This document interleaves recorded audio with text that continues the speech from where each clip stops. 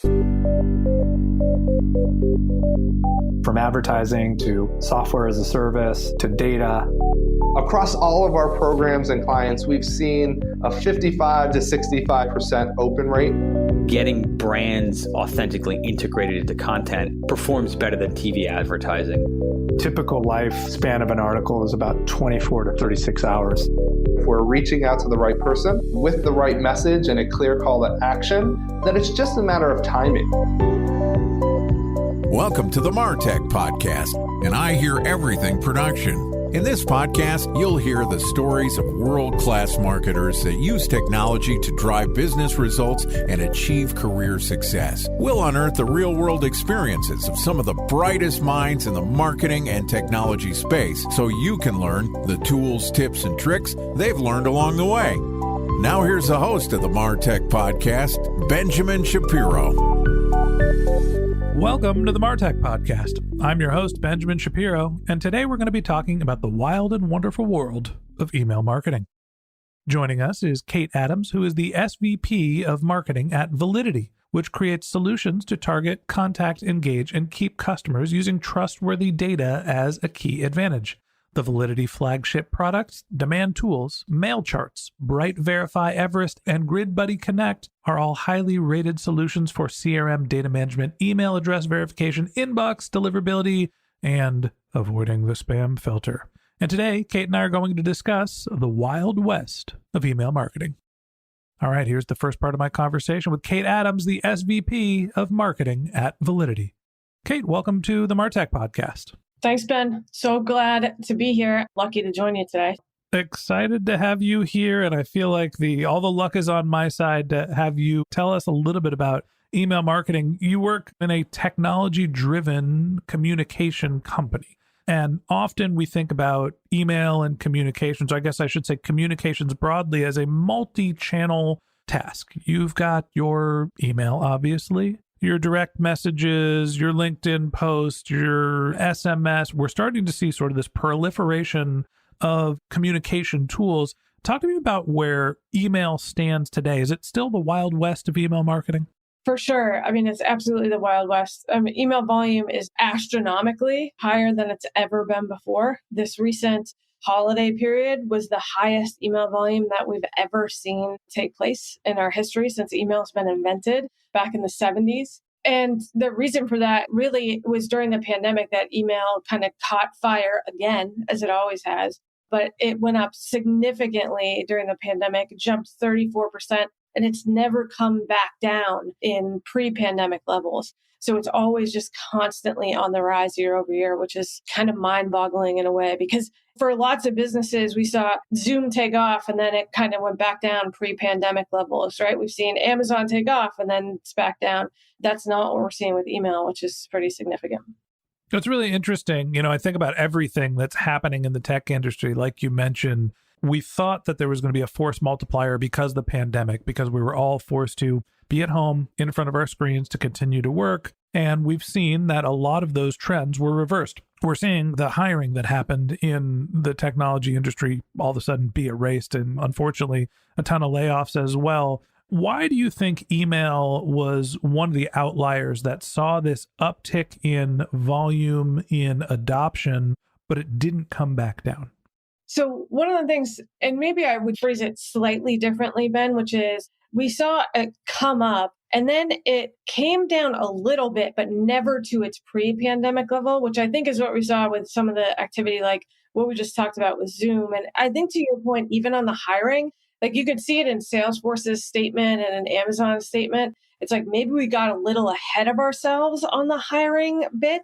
And so we need to come back down, but they're still not going back down to like the pre-pandemic staffing levels. And so I think email is on that same kind of trajectory, right? Where it's like, it's not pre-pandemic levels, it's higher, but it's remained as high the entire time. And I think a big piece of that is, look, lots of marketers, myself included, I think that we took advantage of email. we said, oh my gosh, this email thing, yeah, I've been running this since mass email, whatever that was, 1980s, right? So when everybody in the 90s and the early 90s, which unfortunately I'm old enough to remember, is like everybody went and started their own email newsletters. Like the 2000s, everybody had an email newsletter. It's what everybody did. But I think then it became old hat. And it was like, okay, I probably have optimized my nurture sequence. I probably have optimized my email promotions as much as I can. Let me go find out the new hot revitalization type thing that I can go do, whether that was SMS or whether that's huge application, web app pickups, huge mobile device application pickups, right? Where folks are like, oh, I'm going to focus on this new fancy thing. Where the pandemic was like, oh, shoot, we got to get back to our roots. Let's figure out how we can optimize this email thing. And I think people found out that they could increase their revenue via email significantly via the pandemic. And so now they're hooked on that and they want to continue to optimize and take advantage of that as much as they can. So I want to get into the types of emails that people are sending. And what I thought you were going to say is people are at home. We're not getting bogged down with things like, I don't know, in-person meetings, events. So the focus becomes, how do we deliver more digital messaging? We're doing two things. One, we're doing digital events like webinars. And so there's a bunch of emails that go around, schedule and come to my webinar, and here's the digital version of it. We're telling people more about content. And so email is a digital distribution channel. And then there's just the marketing automation portion that you mentioned, which is, hey, once I get an email set up to trigger 60 days after somebody comes into my CRM and is unresponsive, unless I turn that automation off, it's going to continue to send, which increases my email volume. I think you're right, but I don't think that it was in the pandemic that it was like, oh, we have content to tell people about, or, oh, we have these offers to tell people about. I think it was in the pandemic that we were like, oh, all of these other channels just shut down. So now I have to go make up their revenue via this other digital channel. So I think that what that forced people to do was to send a greater volume of email to make up for that revenue shortfall that they were seeing through other channels. For example, in-person events or direct mail or in-store shopping, right, for the retail industry. And they had to make that up through digital.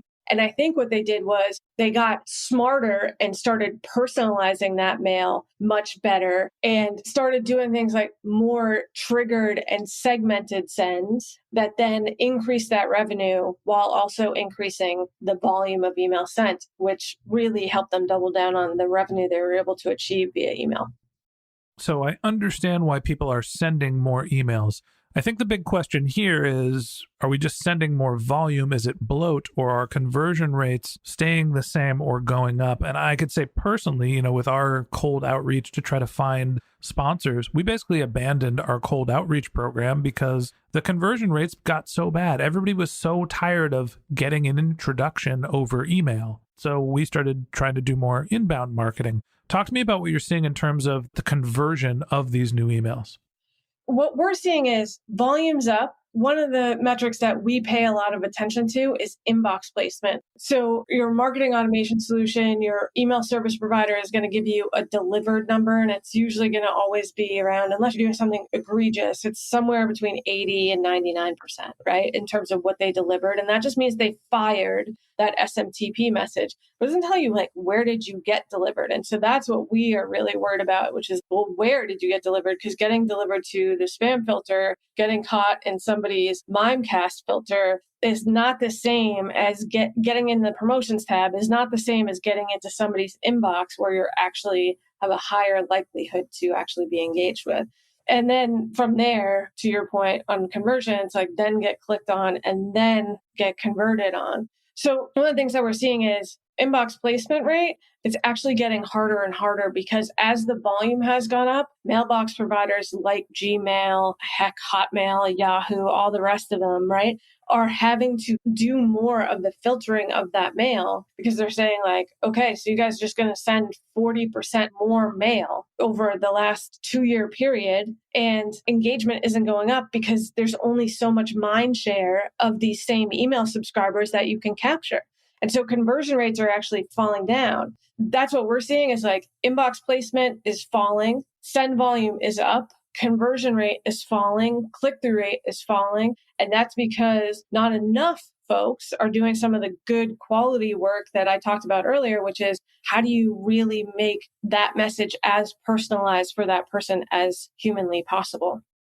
Email for the sake of email, impressions for the sake of impressions, don't actually drive business results. As much as we want to pretend like marketing is this equal inputs in equals repeatable inputs out, it just doesn't work that way.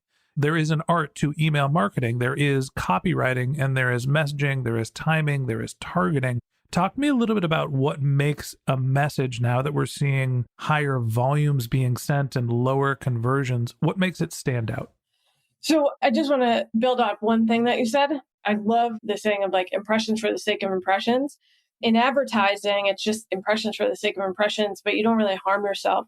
Whereas in email, the notion of impressions for the sake of impressions' sake, so amping up that volume and emailing to folks that you don't usually email, emailing to folks at a more frequent rate, actually damages your future email. So what you're doing in your email program today is potentially damaging how your emails in the future, meaning next week, next month, will actually perform. Because what's happening is, as mailbox providers are seeing you send more and more and more volume, and the engagement of that volume going down and down and down, those mailbox providers are taking it upon themselves to start filtering you more and more and more, which means that your future messages, the impressions for the sake of impressions that you're doing today, is going to actually harm you in the long term of your program, which is a little bit different. There's a lot to be said around impressions for the sake of impressions. Like, sure, it's like fiscally irresponsible and all that stuff.